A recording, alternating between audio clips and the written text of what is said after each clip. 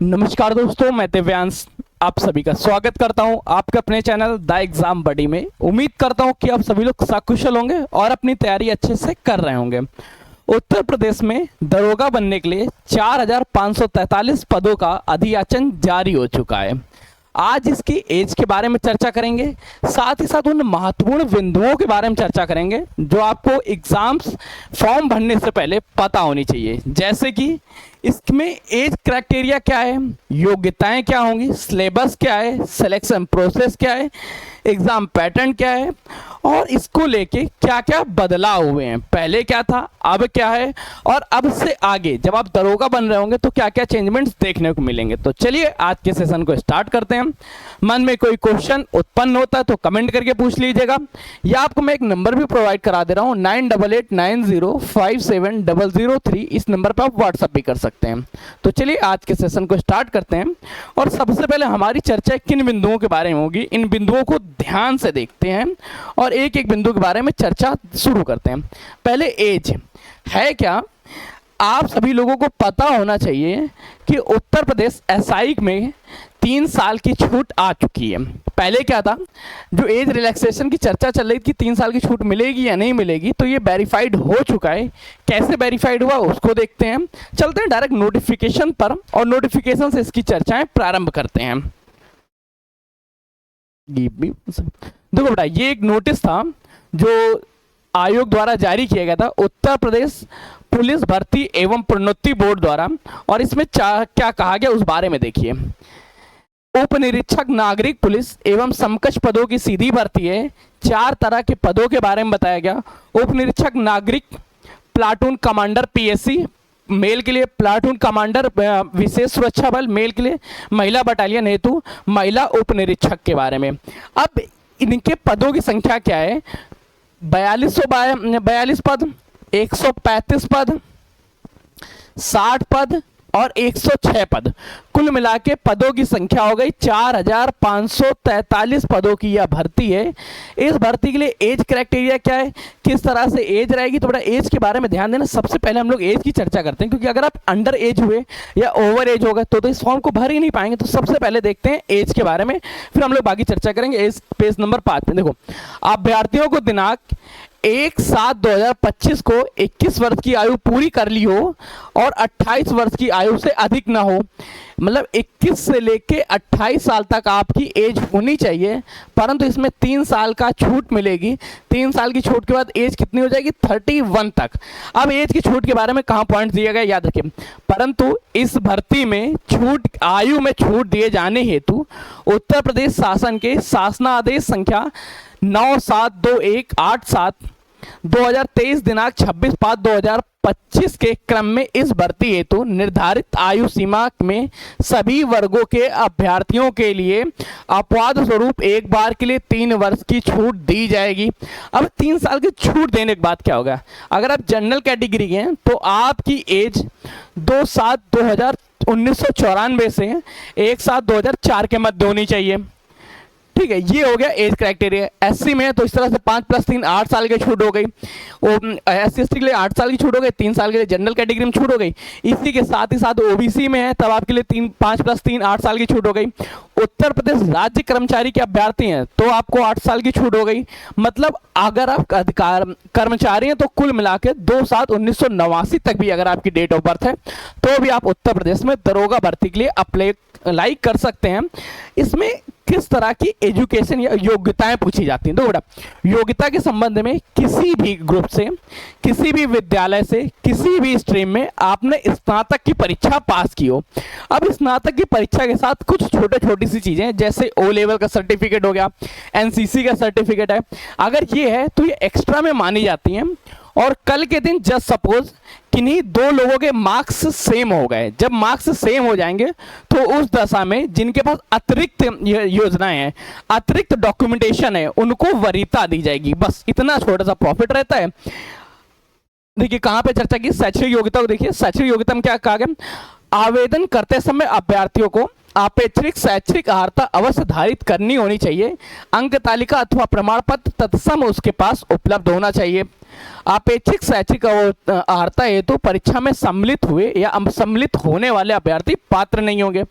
अधिमानी या एक्स्ट्रा जो क्वालिफिकेशन है, डीओसीएस सोसाइटी द्वारा कंप्यूटर में ओ लेवल का प्रमाण पत्र हो, प्रादेशिक सेना में 2 वर्ष की अवधि तक सेवा किया हो, एनसीसी बी कैटेगरी का प्रमाण पत्र हो। एक से अधिक अधिमानी अर्हता रखने वाले अभ्यर्थियों को केवल एक ही अधिमानी अर्हता का लाभ मिलेगा। ये पॉइंट ध्यान रखना।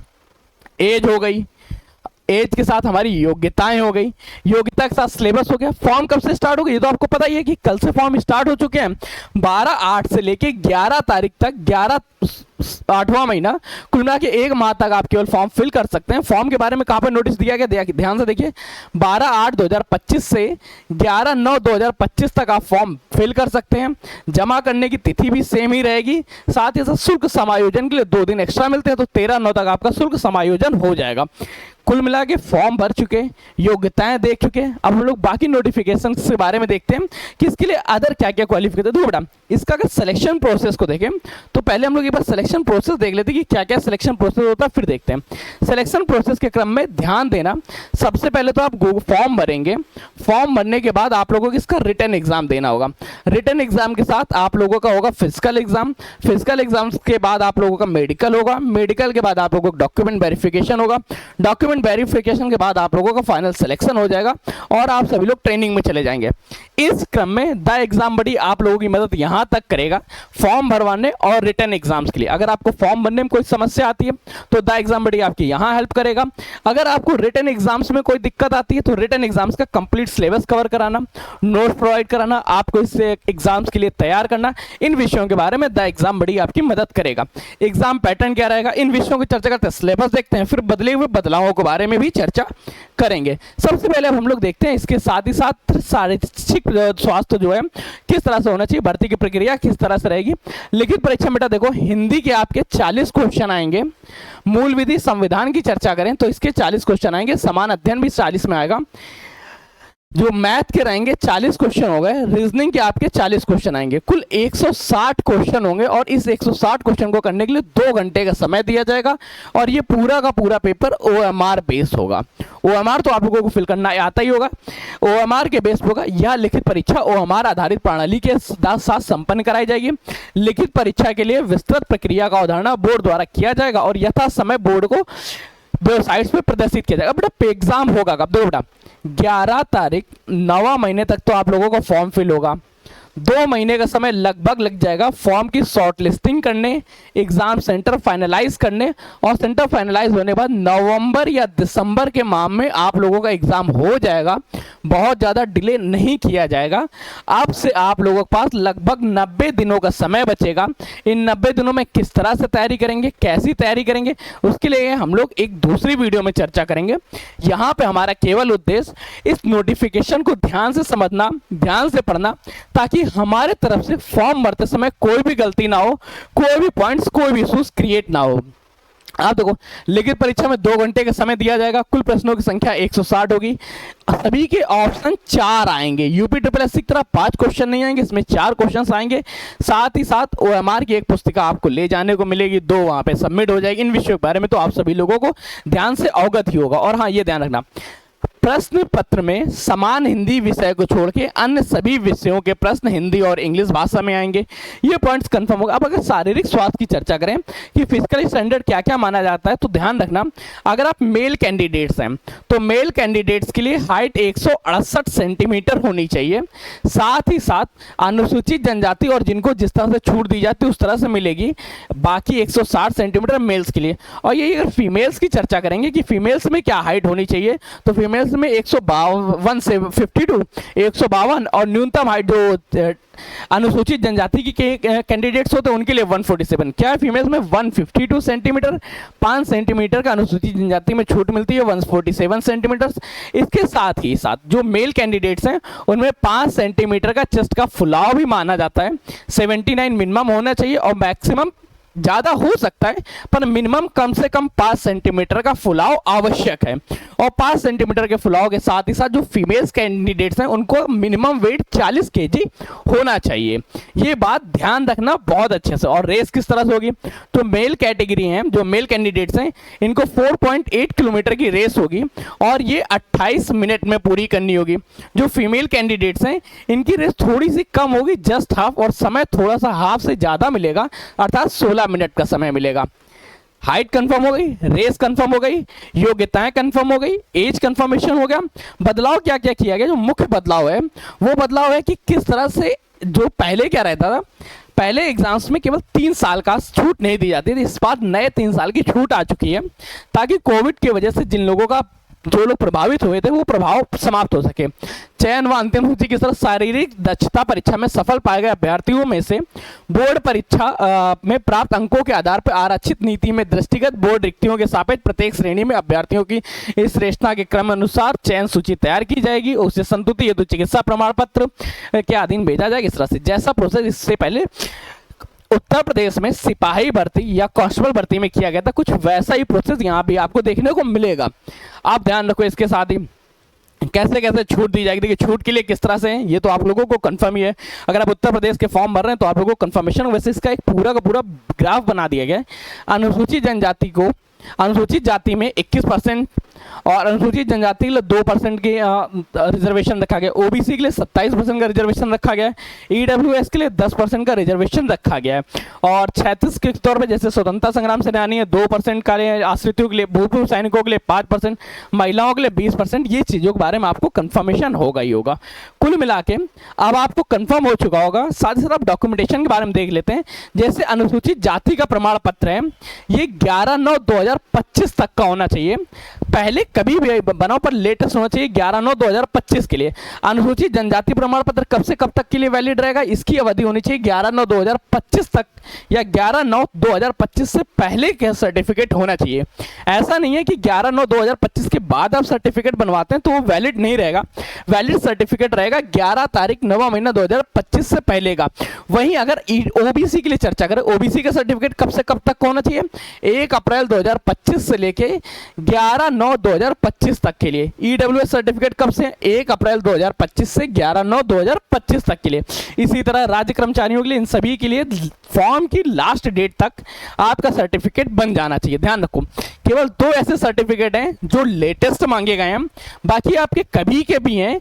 बस इतना भी लेटेस्ट ना हो जाए कि फॉर्म भरने के बाद, फॉर्म भरने से पहले तक का आपका होना चाहिए। क्या है, जैसे मूल निवास पहले का चल जाएगा, स्वतंत्रता संग्राम सेनानी आश्रित प्रमाण पत्र पहले चल जाएगा, राज्य कर्मचारियों के लिए अनुमान पत्र जो रहता है वो चल जाएगा। परंतु ओबीसी सर्टिफिकेट, जो लोग ओबीसी कैंडिडेट्स हैं और ईडब्ल्यूएस कैंडिडेट्स हैं, ये लोग ध्यान दीजिएगा कि आप सभी लोगों का जो डॉक्यूमेंटेशन है वो 1 अप्रैल 2025 से लेटेस्ट होना चाहिए और फॉर्म भरने की लास्ट डेट 11/9/2025 से पहले का होना चाहिए। तो इस बात को आप लोग ध्यान में रखिएगा। अगर आपके सर्टिफिकेट इससे पुराने हैं तो पहले सर्टिफिकेट बनवा लीजिए, उसके बाद फॉर्म भरिएगा। 30 दिन का समय आराम से फॉर्म भरने के लिए काफ़ी इनफ समय होता है। अब इन सभी विषयों के बारे में अब आपको ये तो पता चल गया कि फॉर्म कैसे भर सकते हैं, किस तरह से। अगर आप सभी लोगों को एक वीडियो चाहिए कि फॉर्म कैसे भरें, फॉर्म के क्या क्या स्टेप हैं, तो आप बता दीजिएगा, कमेंट कर दीजिएगा। हमारी टीम उस पर एक डेडिकेटेड वीडियो बना लेगी।